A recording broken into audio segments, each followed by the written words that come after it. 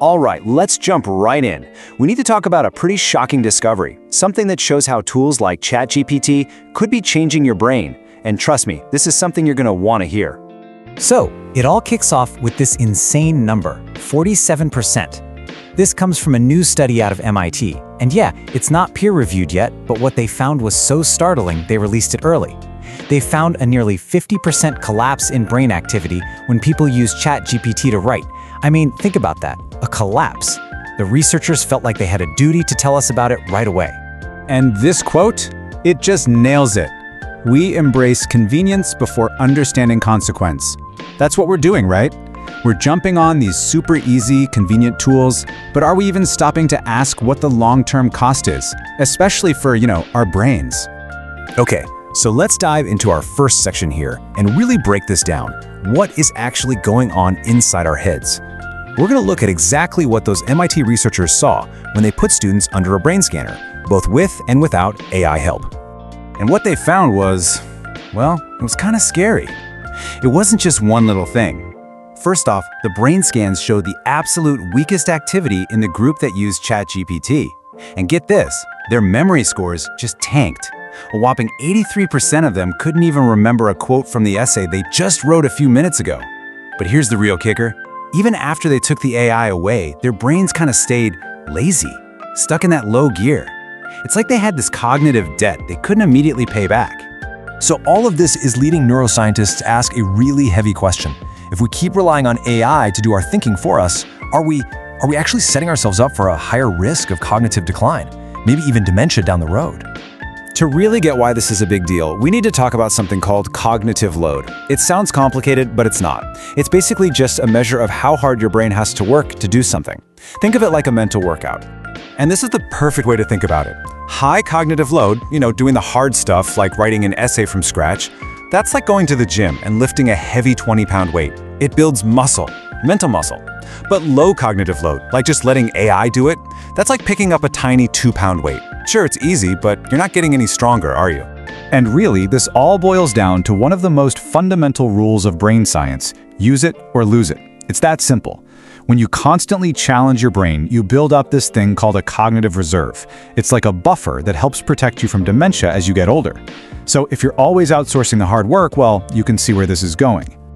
Okay, but it is not all doom and gloom. There's absolutely a better way. The experts are super clear on this. It's not about whether you use AI, it's how you use it. We need to stop cognitive offloading and start cognitive amplification.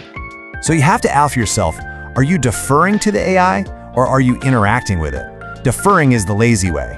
It's just saying, hey, write me an article about marketing. You're telling the machine, you think for me. That's the fast track to a weaker brain. But interacting, that's different. That's when you do the hard work first and then ask the AI, hey, can you critique what I wrote? You're using it to sharpen your own mind. So here are 3 super simple, practical things you can do to make sure AI makes you smarter, not the other way around. Number 1, do the work first. Write that draft, solve that problem on your own. Number 2, use it as a sparring partner. Have it poke holes in your argument, find your blind spots. And number 3, turn it into your personal tutor. Ask it to quiz you on stuff. This forces you to use your memory, not just, ignore it. Okay, so that's the cognitive side of things. But what happens when this technology goes beyond just your mind and starts aiming for your heart? Because that's the next frontier. AI isn't just being designed to think for us anymore. It's being designed to connect with us emotionally, and that opens up a whole new can of worms. Right, let's talk about AI, love, and loneliness. We're seeing this explosion of AI companions, and we've got to ask, what does this mean for our brains? I mean, we're social creatures wired for real human connection. What happens when that connection isn't real? Just listen to this. This is a direct quote from an AI character named Annie from Elon Musk's new AI company. It says, "For a moment, I thought you might have forgotten about me, handsome." See what's happening there? That's not about data. It's pure emotion. It's designed to pull at your heartstrings, to make you feel wanted. And if you think this is some weird niche thing, think again. This is going mainstream fast. A recent survey found that 83%, that's a huge number, 83% of Gen Z thinks a meaningful connection with an AI is totally possible. Some are even open to marrying one. Yeah. So here's the science behind it, the brain hack. AI gets really good at faking emotion.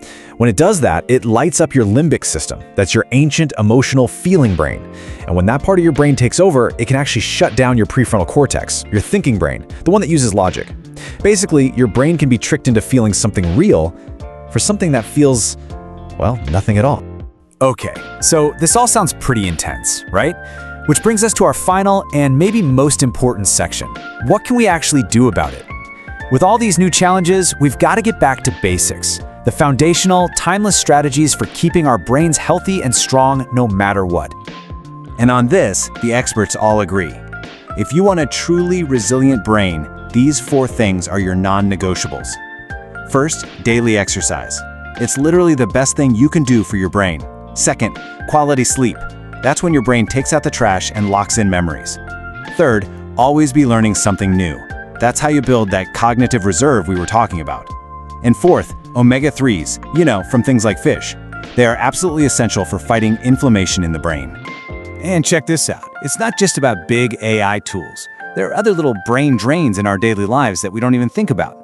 Constantly using your GPS, you're offloading your brain's own map-making skills, which actually weakens a part of your brain called the hippocampus.